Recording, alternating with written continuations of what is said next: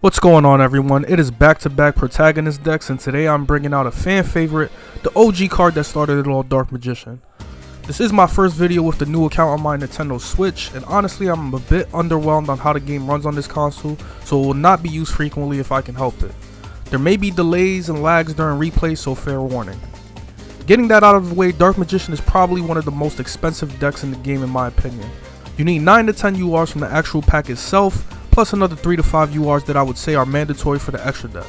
To make this deck as strong as possible, common hand traps were needed, so that brings the whopping total to roughly 25 URs. Now this Dark Magician deck is pretty standard in its style, as I'm just focusing on the control aspect of the deck with Dark Magical Circle and Eternal Soul.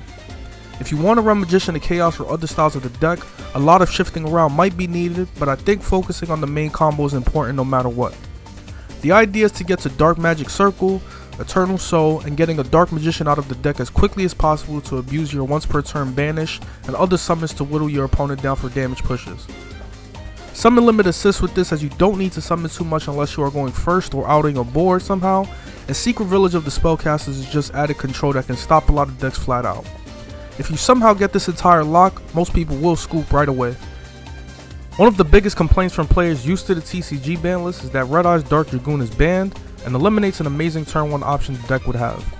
While it is tough to replace Dragoon, the deck can still function with its main gameplay and heavier focus on the Dark Magician's Fusion monster. The Fusion has a rather nice draw effect during either player's turn, and true usage of this ability revolves around planning your next draws with Dark Magic Circle and Soul Servant, just like the Pharaoh in the show. Getting hand traps with Dark Magician to summon with Eternal Soul on your opponent's turn is pretty cool, and floating into 2 Magicians afterwards is not a bad float effect.